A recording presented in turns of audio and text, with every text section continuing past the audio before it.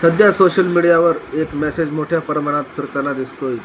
1 सप्टेंबरपासून सर्व सरकारी योजना बंद होणार. होय, तुम्ही अगदी बरोबर ऐकलं. या मेसेजमुळे अनेक नागरिकांच्या मनात प्रश्न निर्माण झाला आहे. महिलांना मिळणारे लाभ बंद होणार का?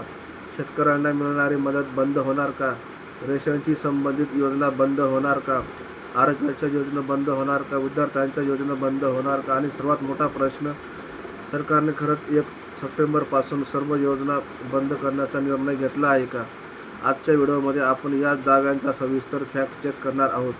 पण व्हिडिओ शेवटपर्यंत नक्की पहा, कारण शेवटी आपण सांगणार आहोत की असा मेसेज तुमच्यापर्यंत आला तर तो खरा की खोटा हे काही मिनिटात कसं तपासायचं.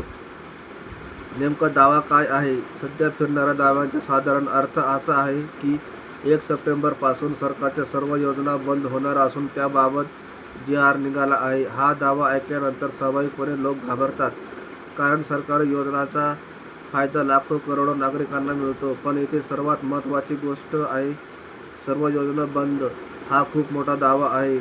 असा निर्णय घेतला असेल तर त्यासाठी अधिकृत शासन निर्णय, अधिसूचना किंवा संबंधित विभागाची स्पष्ट घोषणा असणे अपेक्षित आहे.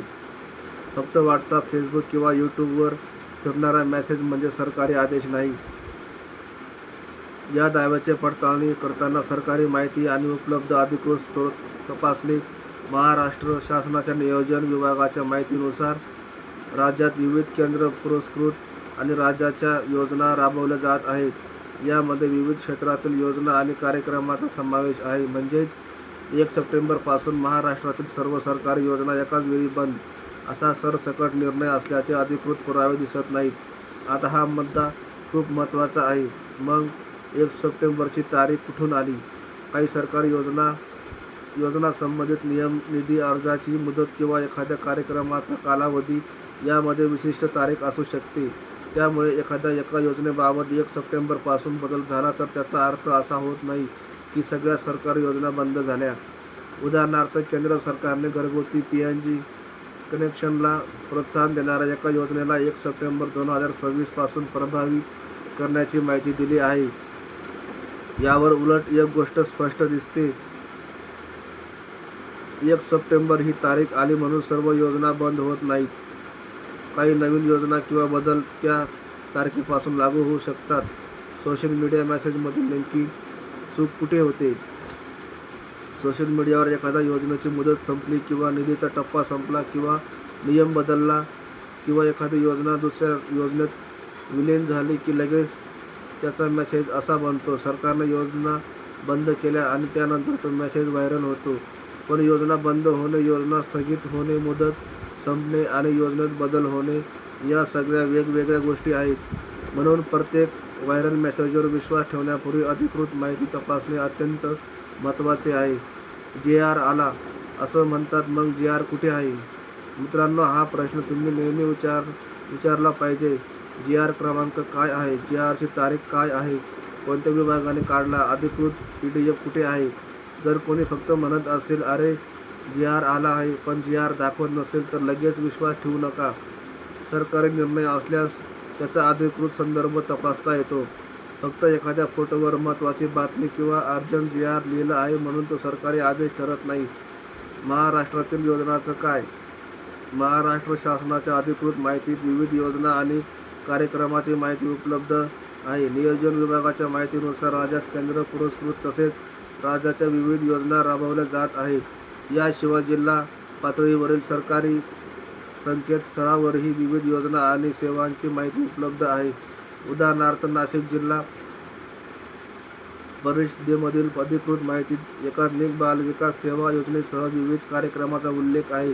त्यामुळे 1 सप्टेंबरपासून सर्व योजना बंद असा एकच सरसकट निष्कर्ष काढणे चुकीचे ठरेल. मग हा दावा खरा की खोटा? आता आपला मुख्य प्रश्नाकडे येऊया.